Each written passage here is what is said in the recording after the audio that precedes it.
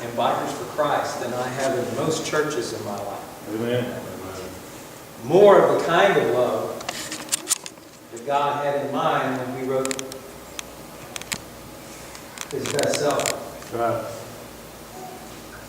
But again, before I go too far, I love your pastor. He loves God. He loves God's Word.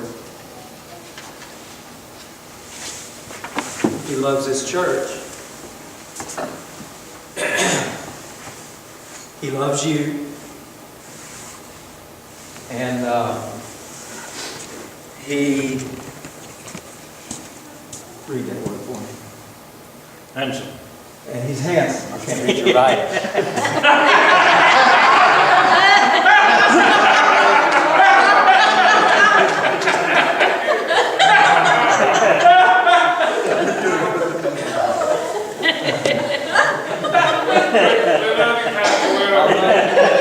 I love doing that.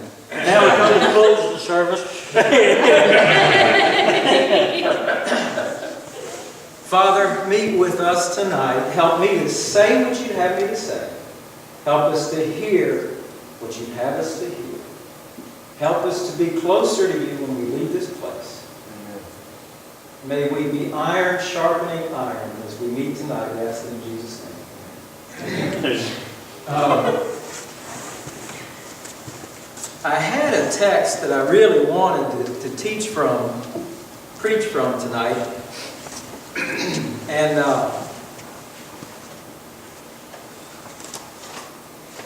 it's a text, it's a truth that needs to be taught. You need to hear it, but God kept telling me He wanted me to do something else tonight. So if I don't blow it tonight, and your pastor will ask me back, we'll get it next time. But I want us to talk tonight about primarily one verse. 1 Peter chapter 3 and verse 15.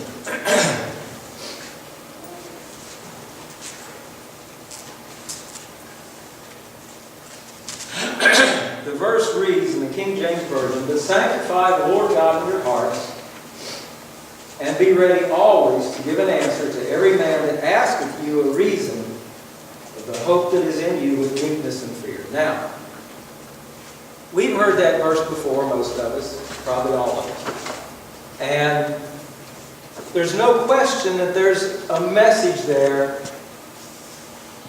right on the surface.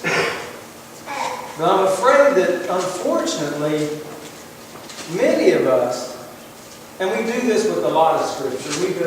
My class hears this every week. By the way, this is Bonnie Kirkland. She's come to us tonight. She's one of the ones that puts up with me in class every week. I don't know why she came tonight. I think she made a wrong turn. And I'm honored that my biker brothers and sisters are here. Even her. But there's no doubt that there's a message here. And right off the bat, we often see something in Scripture, and we allow what we see at first glance to be all that we see. But this verse is loaded. Let's look at it again. "But sanctify the Lord God in your hearts, and be ready always to give an answer to every man that asketh you a reason to hope that is in you, meekness and fear." Now, the first thing we think of is the surface message there, and it is there, is that we're supposed to be ready all the time to have an answer. The Bible says to be instant, in season, out of season. And we should be. But we miss, if that's all you're seeing, you're missing a lot of this verse. First of all, the heart of this verse is toward the middle of it. I'm not going to tell you what it is yet. We'll get to that. But let's lead up to it. The King James Version is, as I said, it reads at the beginning, "But sanctify the Lord God in your hearts."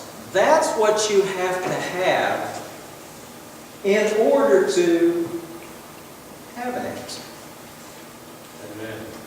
Now, we use that word a lot too. It's in the King James Version, but I really like what another version, how it words it, what sanctified means. The Holman Christian Standard Bible says, but honor the Messiah as Lord in your hearts. Now, we could go around and ask the majority of Christians if they've done that, and I hate to say it, but I think most of them would say, yeah, I've done that. We're going to find out tonight. We're going to find out who's really sanctified in your heart. This is between you and God, though. I'm not going to embarrass anybody. But we're going to see some things here that's going to interest you. Sanctify or set apart or honor the Messiah as Lord in your hearts. And be ready. Now, another method, actually the method, the way that we're supposed to sanctify God in our hearts, Jesus said himself in Luke chapter 9, verse 23. He said to them all, if any man will come after me, let him deny himself and take up his cross daily and follow me. Now, very few people in life do that. But the people who learn that principle, self-denial, are the successes in life. Do you know they are the Tiger Woods? They are the Michael Jordans. Now, I'm talking about self-denial. I'm not talking about putting Christ first. But the principle of self-denial is what it takes to be something exceptional. The Berkshire Hathaways. These are people who have learned that Michael Jordan wasn't inside playing with video games when all his friends were. He was out shooting free throws. Tiger Woods, the same thing. These men were studied, by the way, and found that their success was not due to any kind of talent. Talent will only take you so far.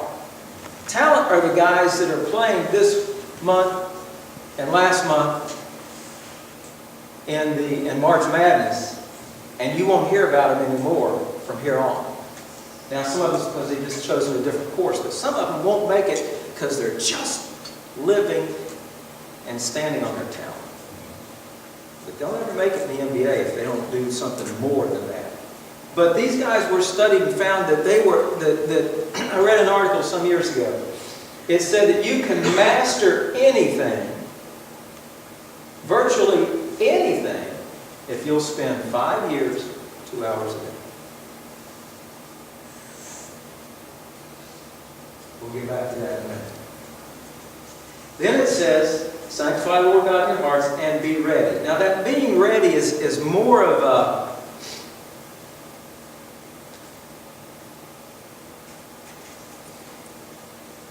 it's more of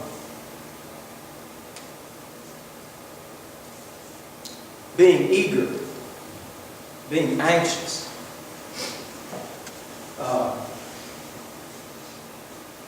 James chapter 4, verse 8a says, draw nigh to God, and He will draw nigh to you. Do you understand?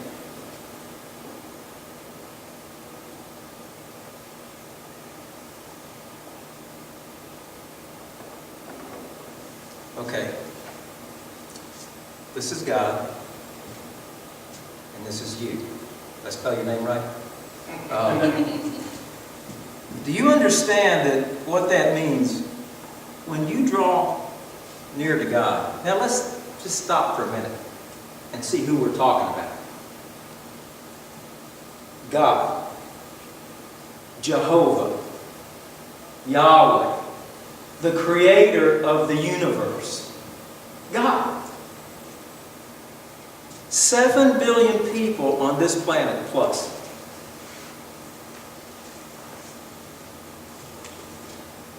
You draw nigh to God, and God draws nigh to you. Now wait a minute.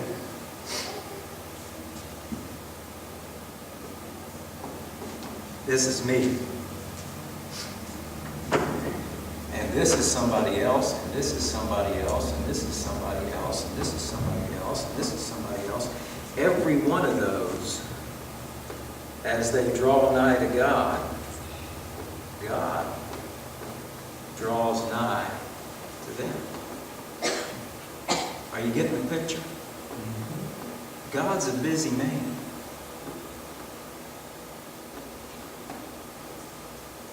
And I meant to do this on purpose. I'm not sure if I did or not. But every line that represents God drawing nigh to you is longer than you drawing nigh to Him. Amen. He'll always go farther than you do. Amen. Do you know who was he? I think maybe Travis said it this morning. I think he did. God never told the Israelites they had to get a college education. He never told them they had to be good singers. He never told them they had to be good speakers. You know what He said? He said, seek me and live. That's all He asked of you too. But we're too busy. We'll come back to that in a minute.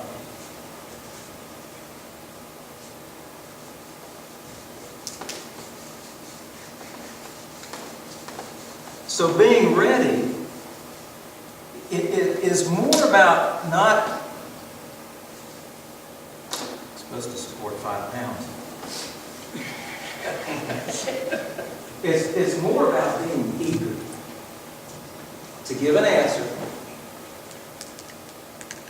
to every man that asks you a reason. Now, an answer.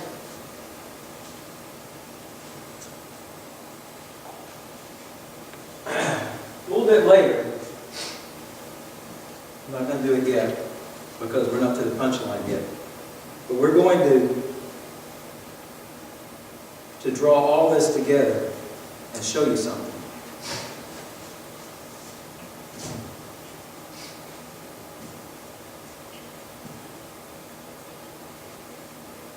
Second Timothy 2:15 says, study to show thyself approved unto God, a workman that needeth not to be ashamed. It does not say, listen to show thyself approved unto God, a workman that needeth not to be ashamed. It says, study.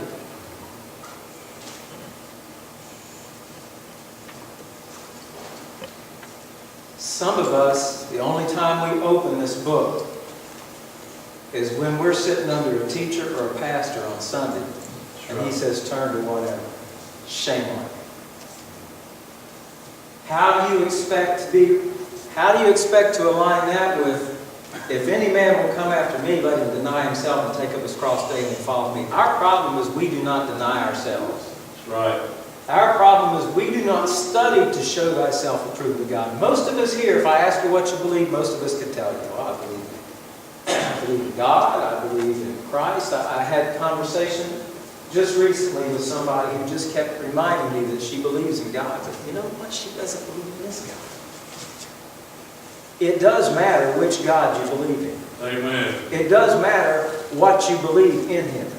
Many of you could tell me what you believe, but it's only because it's what somebody handed you. Your convictions will not be strong enough to carry you when persecution comes if they're the convictions that Mama handed you, or the preacher handed you, or somebody else handed you. If you don't get in here and get them yourself, between you and God, you're going to fall on your face one day. Right. Now, we're going to kind of glaze over the next phrase. Sanctify the Lord God in your hearts. Be ready always to give an answer to every man that asketh you a reason of the hope that is in you with meekness and fear. Now we're going to jump to the reason.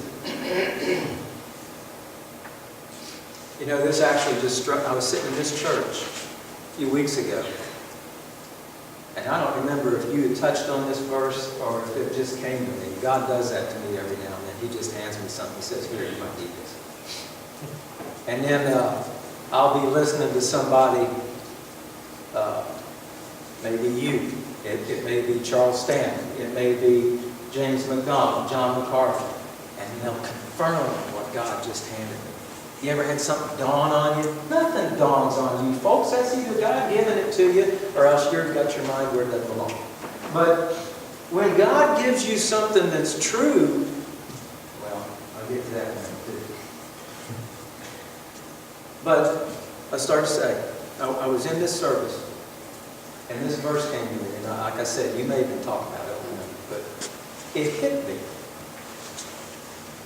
We read a verse like this, and we think that we're supposed to be prepared, and we are supposed to be prepared to tell others about Christ when the opportunity arises. But there's a lot more here. It says to be ready to give an answer. Well, the question doesn't have to be, how come you're a Christian? The question doesn't have to be something about your faith. If you're walking like you're supposed to as a Christian, how many of you know what I do for a living? It's weird. And even some of you I've told you may have forgotten because it's weird. I sharpen scissors for beauty salons. And I travel 32,000 miles a year to do it. I go all over the Southeast. I'm not even going to ask. But anyway, every now, I've never had any training in sharpening. I've got over 900 clients I call on now. And I go to Charlotte, I go to Charleston, I go to Myrtle Beach, I go to Columbia, Lexington, Atlanta, all over the upstate. And my clients in all those regions consistently tell me that my edge is sharper and lasts longer than anybody else they've ever used. I've never had a class, never had a course. The first training video I watched about sharpening told me I was doing it wrong. But occasionally, I get asked, why is your edge so good? You say, well, that doesn't have nothing to do with your faith. Excuse me? This is the answer I give every time. I say, I don't have an explanation. And I'll tell them what I just told you. Never had a class. No one ever taught me any of this. But for some reason, God has gifted me with this ability, and He has not done so with my competitors. Give me another answer that's more accurate than that. There isn't any. Amen. The questions that people have about your walk don't have to be directly related to your faith, but probably they are. And if you're just wise enough, wise as serpents and harmless as doves, to seize that opportunity, you can get a word in there about your God. Amen.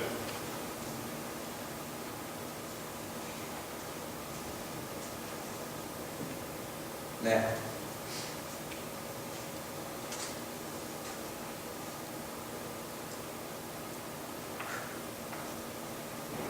Christians waste a lot of time trying to be better Christians.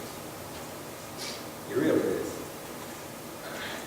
And it's kind of understandable, but let me put that in perspective for a moment. And I know it sounds like I'm all over the map, and I'm actually going to tie all this together in a few minutes. Most of us, how old were you when you got saved? I thought so. He was not a youngster. He was 21 years old, so he's a good example. Most of us, well, all of us really, at some point, if you become a Christian, you did so because you finally figured out that you needed a Savior, that you couldn't do it on your own, that you needed salvation. You did not want to go to hell. And when you finally figured all that out, then you went to an altar, or you went to talk to somebody, or you may have just, like I was sitting at home by myself on a Saturday night, and I just said, okay. And I accepted Christ. Then, many of us, in our navigation through life, we start going to church. At some point, and probably it's pretty safe to say that if you're in church on a Sunday night, you're one of them. So, good crowd for this. But You do want to be a better Christian. And so you'll go to church one Sunday, and the pastor preaches about gossip.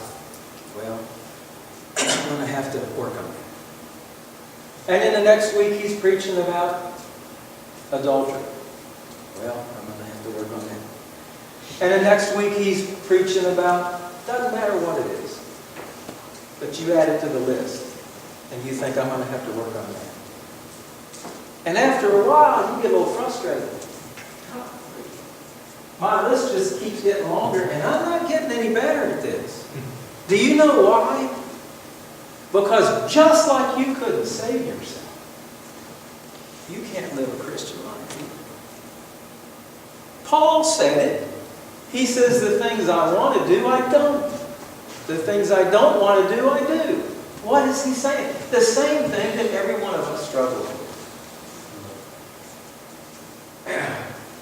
You're never going to get that right on your own merit.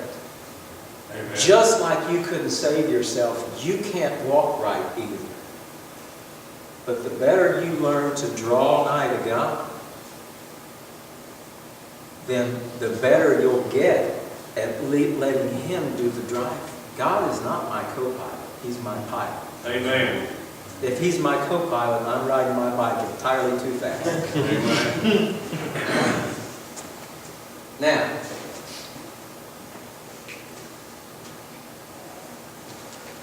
as many of you know, maybe all of you, I'm currently a member of Rock Springs Baptist Church. I teach class there. And on a regular basis, I hear our pastor sometimes getting ready to pray, sometimes during a message, and he asks for revival. And he says we need to pray for revival. Sometimes I see the altars just loaded with people, kneeling and praying, God, give us a revival. And then what do? We get up and we head home and it's business as usual. That's right. Unless you make some changes, you're not going to have revival. Do you think God is sitting up there? If enough of them ask, I'll send one. It's not just asking. He's got a formula for it. It's in 2 Chronicles 7:14. If my people, which are called by my name,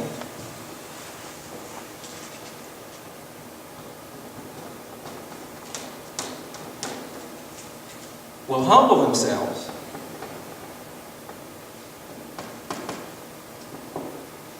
and pray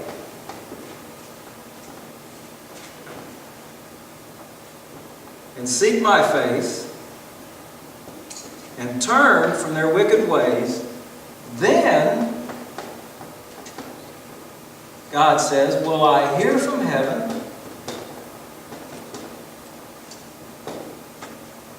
and will forgive their sin and heal their land. Now, this is a verse about corporate healing. It's a verse about the nation of Israel. It becomes evident at this last point here when he says he'll heal their land. What's wrong with their land? Same thing is wrong with our land. Amen. We have a godless nation. We call it a Christian nation, but it's not. And we got lots of problems. But notice something. We have a tendency when we see different groups in Scripture, especially the Israelites, we think, yeah, they kept messing up. They kept turning their backs on God. But we think by and large they're a godly people. These are all believers. Well, they're not. Just like you get enough people anywhere and you've got some that are not believers. You've got some that are real good Christians. You've got some that are marginal Christians. You've got some that are lazy Christians. You've got some that aren't Christians. You've got atheists. You had them in the Israelite nation as well. Amen. But listen, he's not talking about them. He says, if my people, which are called by my name, do you understand the that what it would take to get healing in America is not anything in Washington. Right. It don't matter who we elect. It matters how Right. many people we get on our knees. Amen. And you're not going to pray unless you humble yourself first. Amen. Proud people don't pray. Amen. There's a reason for the order. If my people will humble themselves and pray, you'll have to get at least that far before you'll ever get this far. This is where we have a problem. We don't pursue God. Amen. We really don't. I'm not going to tell you what it was, but you said something a few weeks ago that just blew me away. And it was convicting, and we're going to use it to tie everything. I'm not going to tell you what it is. You may connect the dots, you may not. But it's what has formed the basis for this message. But right there, God's saying, I'll give you revival. But you gotta humble yourself. You gotta pray. You gotta seek my face and turn from your wicked ways. You want America to have healing? There it is. Amen. God's not up there trying to withhold something from us. Amen. There it is. All right, now, here's the part you're not gonna like.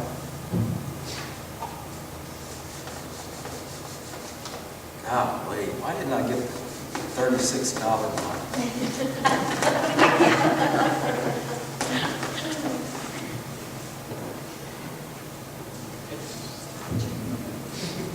I want a couple of volunteers to pass some stuff out.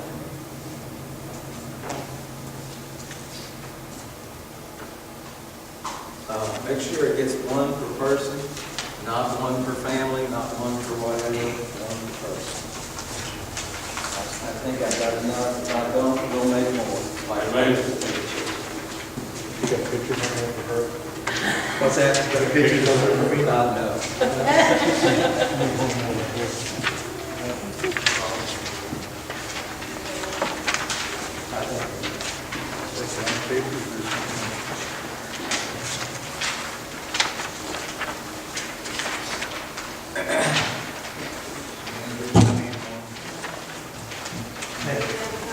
I haven't been using this mic. Have I needed it? No. You hear me, Scott? Say what?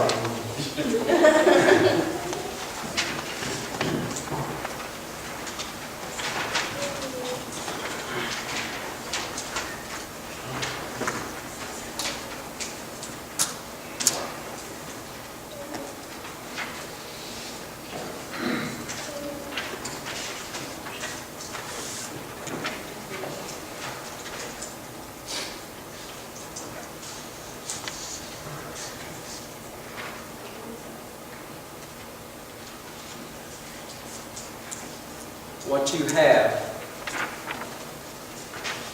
and this is just between you and God. Don't share it with your wife, don't share it with your husband, don't share it with anybody else. Here's what I want you to do.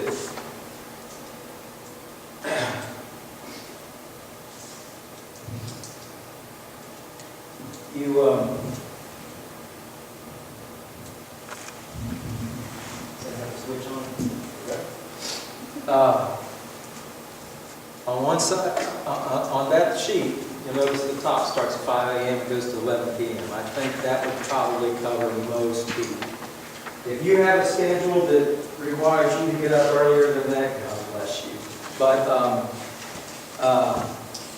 you can modify that any way you want. Or if you're up later than that, same thing.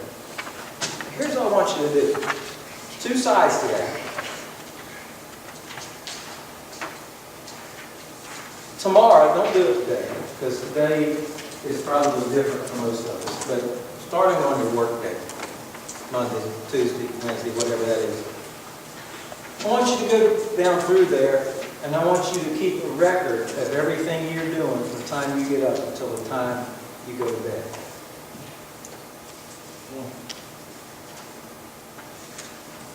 I want to say don't change anything on the first day. Do it the way you've always done.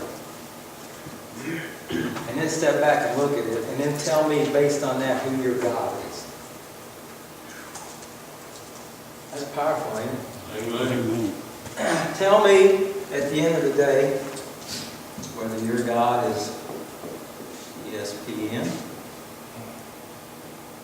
NCIS, Facebook. You get the gist. I'm not going to make the list any longer, but you see what I'm talking about. The only reason why we don't see some changes in our lives and in the lives of our church, our churches, our ministries, whatever, is because Jehovah is not our God. That's right. Say, that hurts. Yeah, I know.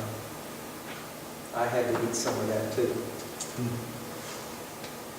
But after you do that, you flip that page over, and you take some time, sometime tomorrow or the next day, and you plot out what it ought to look like.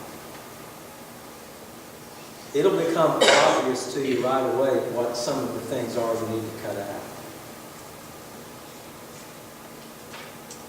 My mom was, I think, 91 when she died. She was up there. Till the day she died, I remember her, well, actually, maybe the last 10 days or so, she did not do this. But up until she couldn't, every morning she got up, she took a 5-card ink pen and she made a list. This is what I got to do. And that was her schedule. She abided by that. Now, different methods work differently for different people. So it might be that you'll need to schedule every minute of your day. Maybe you'll do better that way. Or maybe you just need to make a list.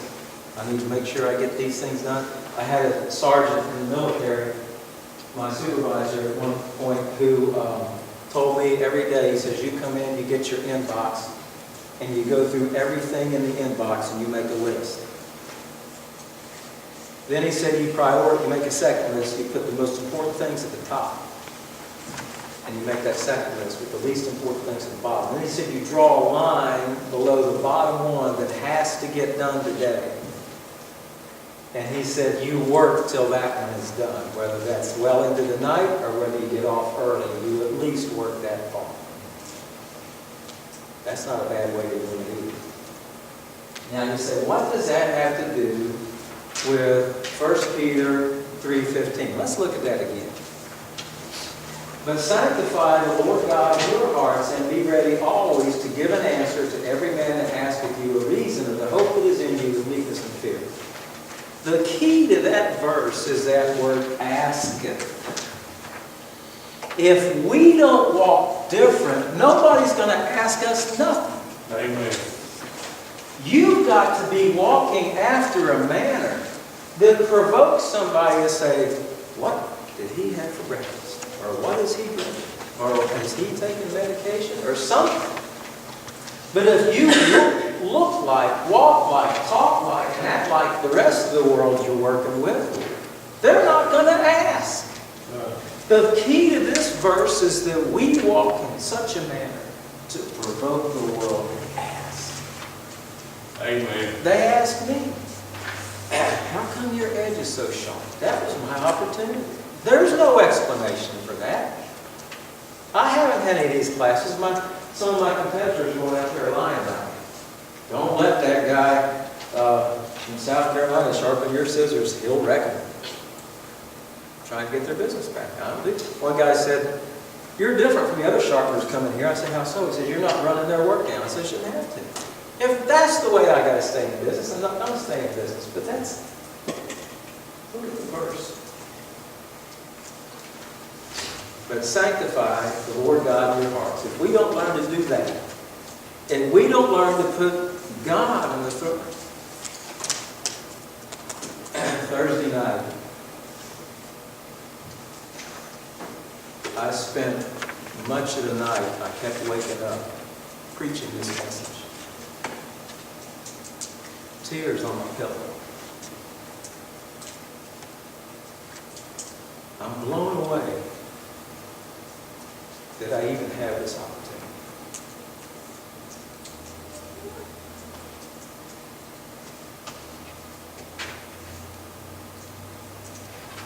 But I started a journey a little over 5 years ago that has been indescribable. I have begun to pursue God and truth. And I found out two things. When we are pursuing God, number one, when you draw near to God, He draws near to you. And the first time that happens and you see it, you're going to go, cool. Do you see that? The Creator is stepped toward you. When you are searching for truth, He will guide you to truth.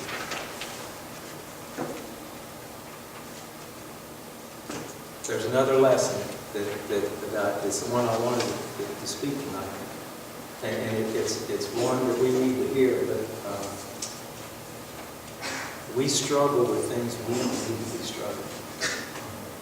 And we don't struggle with things that we do need to struggle with. And we often forget who the enemy is. Somebody jumps on you. Our enemy is not flesh and blood. Or you got a family member that jumps on you for something. I get it. The enemy is not flesh and blood. Our success in life is when you figure out, when I figure out, that God made me for everybody but me. Well, who did He make you for? He made me for my class. He made me for my neighbors. He made me for my clients. He made me for my family. He made me for my biker brothers and sisters. When you figure that out, you know what happens when somebody calls up and says, I need you to, you know what you'll say? Okay. When God taught me that, the answer is always yes, unless I just can't. I so bad want to be at that biker meeting today. But it wouldn't have been fair because I think it would have been cutting it too close, and I needed to spend time in God's Word, and I'm so honored that you guys, did you all ride? Yeah, that's what we do. What's that? I said, yes, that's what we do. We're bikers for Christ.